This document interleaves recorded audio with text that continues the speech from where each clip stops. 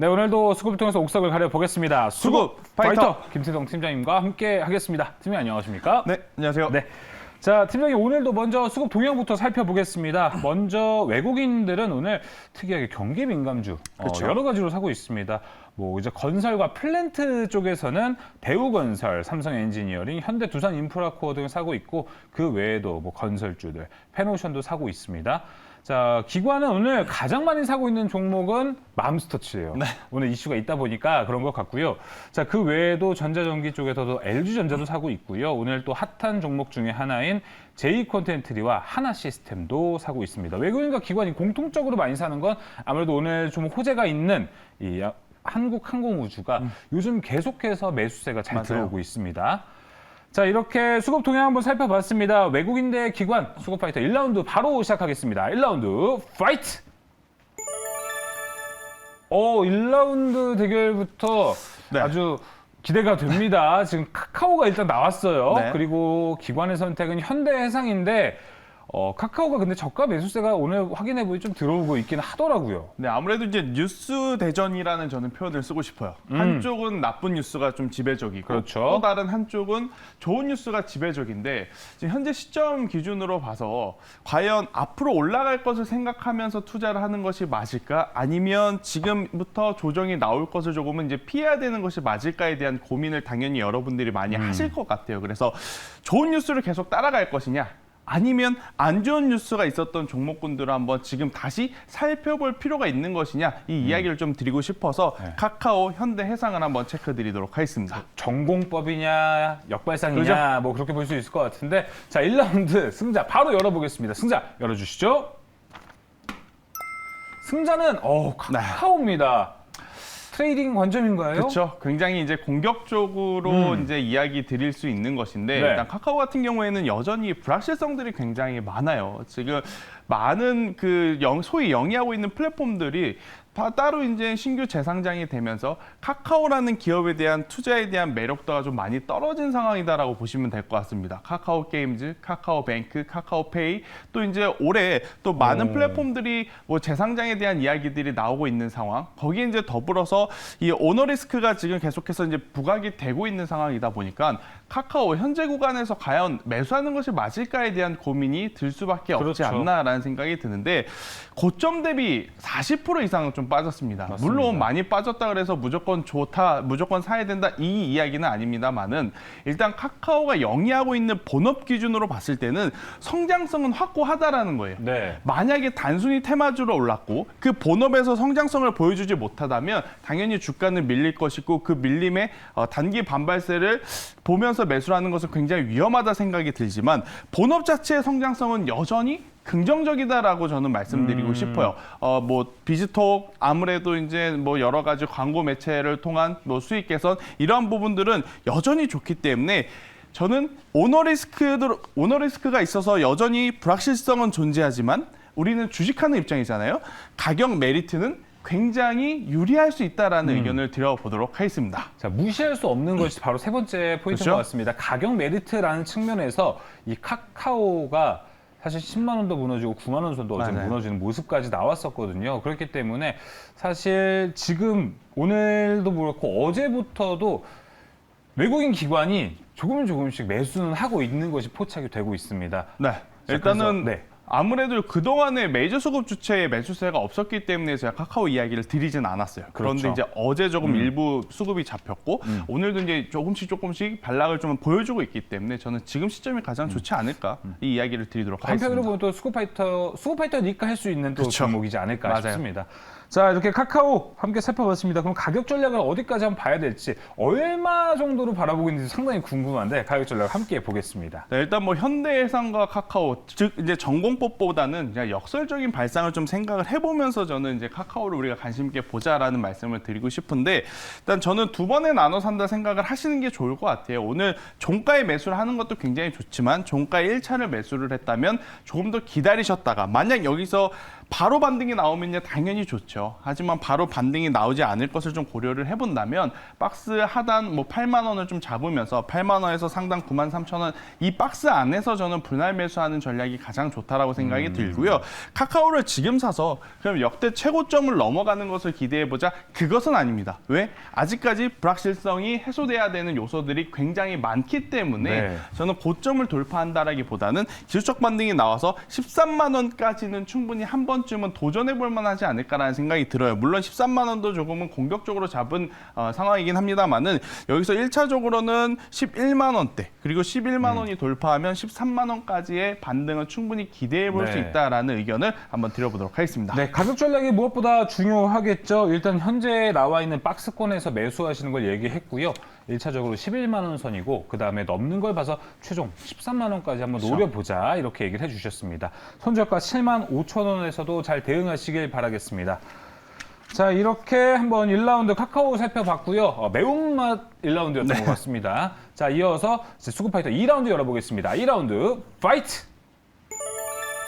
2라운드는 셀리버리와 서울반도체가 만났습니다. 1라운드를 좀 해서 그런가요? 2라운드 전반적으로 무난한 그쵸? 매치가 됐습니다. 1라운드는 이 중심에 좀 핫했던 종목들이라고 한다면 2라운드의 이 종목군들은 아직까지는 좀 사이드에 머물러 있는 종목 네, 맞아요. 중에 하나다라고 말씀드릴 수는 있어요. 그런데 불구하고 제가 두 종목을 가지고 온 것은 이번 주 주간 내내 아마 여러분들 이 이야기 많이 들어보셨을 거예요. 우리나라 시장이 왜 약하나요?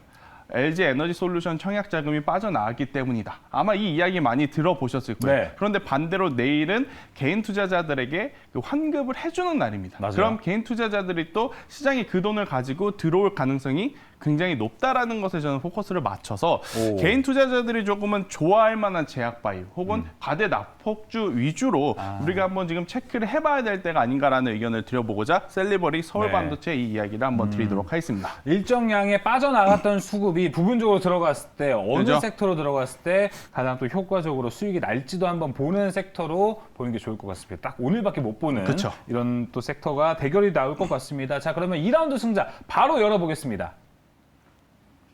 2라운드 승자 셀리버리 쪽으로 손을 들어주셨습니다. 외국인의 픽이면서 개인 투자자들이 또 가장 좋아하는 섹터가 제약바이오가 아닐까라는 생각이 네. 들어요.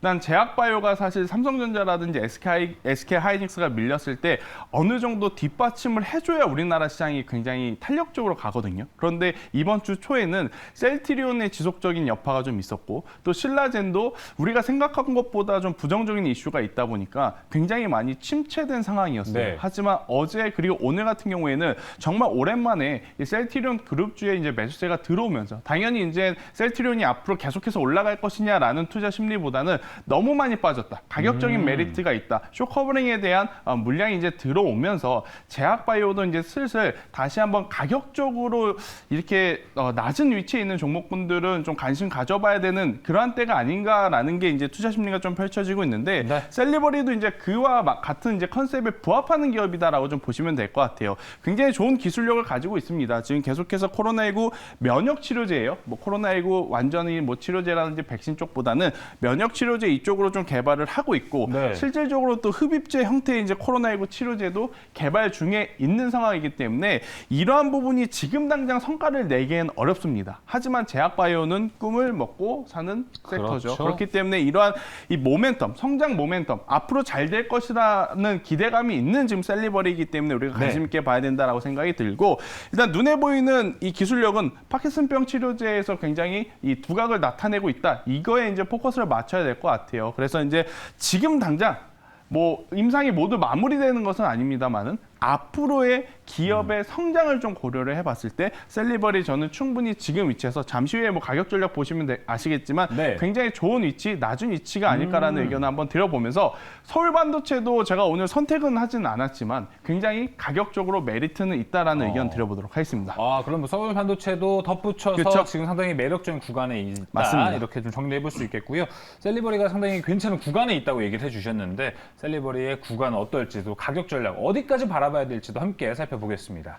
네, 일단 셀리버리 최근까지 계속해서 내려왔죠. 네, 내려왔는데 어제 그리고 오늘 좀 턴어라운드가 되면서 다시 한번 거래량이 붙어주고 있는 상황.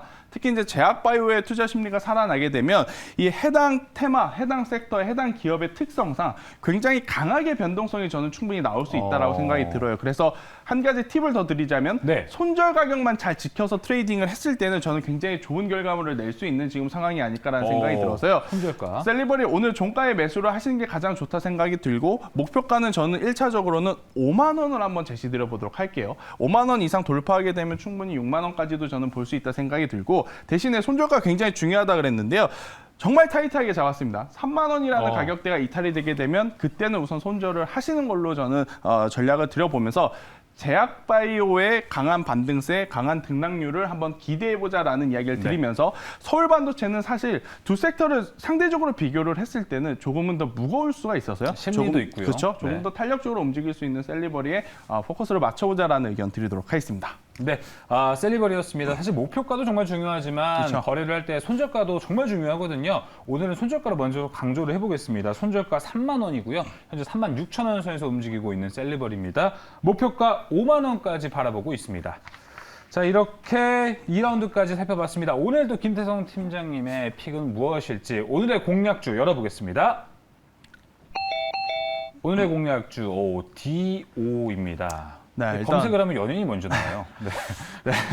임플란트 시장이 네. 지금 최근에 굉장히 많은 이 이야기들이 좀 나타나고 네. 있죠. 아무래도 이제 오세 임플란트에 좀 부정적인 이슈가 있다 보니까 섹터가 전체적으로 뭐 그 전에 많이 올라왔기 때문에 당연히 차익 실현 욕구가 좀 커질 수밖에 없었던 상황도 있었고 또 네. 이제 단일 기업에 대한 부정적인 이슈도 있었고 하지만 이제 어떻게 또 생각을 해보면 오센 임플란트만의 문제이기 때문에 그에 따른 다른 기업들은 반사 수혜를 저는 받을 가능성도 굉장히 높다라고 생각이 들어요. 특히 이제 임플란트 산업 같은 경우에 만약에 실적이 나오지 않는 기업이라면 반사 수혜가 나온다 하더라도 저는 트레이딩은 조금 부정적이다라고 생각이 들지만 저는 실적이 실질적으로 좋아지고 있고 앞으로 더 성장을 할 수 있는 지금 상황이기 때문에 디오 충분히 지금 위치에서도 공략해볼 만하다 생각이 들고 네. 최근 들어 보면 가발, 그죠? 탈모, 모바일. 그렇죠. 이러한 쪽 테마주를 엄청나게 지금 많이 빠르게 움직이고 있는데 이 임플란트도 보험 적용 대상의 나이를 계속해서 이제 내려가려는 추세이다 보니까 그로 인해서 테마가 한번 형성이 되면 굉장히 강하게 움직일 수 있다라는 의견 드려보도록 하겠습니다. 알겠습니다. 저 정책에 대한 이쪽 수혜 기대도 현재 있기 때문에 그렇죠. 디오도 상당히 긍정적으로 보일 것 같은데요. 자, 디오는 그럼 목표가, 손절가, 가격 전략은 어떻게 될까요? 네, 일단 뭐 디오 같은 경우에는 오늘 정말 의미 있는 거래량이 좀 나오고 있죠. 역대 네. 이제 가장 큰 거래량이 나오면서 다시 그러네요. 한번 상승을 해주려는 모습을 보이고 있어서 저는 오늘 종가에 매수를 하시는 거 가장 좋다 생각이 들고요. 목표가는 1차적으로는 45,000원을 드리지만 45,000원이 돌파하게 되면 5만 원까지도 저는 바라봐도 괜찮다 생각이 들고 대신 이제 손절가 같은 경우에는 조금은 타이트하게 이것도 잡겠습니다. 32,000원이라는 가격대가 네. 이탈이 되게 되면 그때는 우선 매도하자라는 의견 드리도록 하겠습니다. 네, 디오입니다. 목표가 45,000원, 손절가는 32,000원으로 제시가 됐습니다. 네, 오늘도 이렇게 수급을 통해서 옥석을 함께 가려봤습니다. 세 가지 종목 확인해 봤고요. 수급 파이터 오늘 준비한 소식은 여기까지입니다. 오늘 말씀 감사합니다.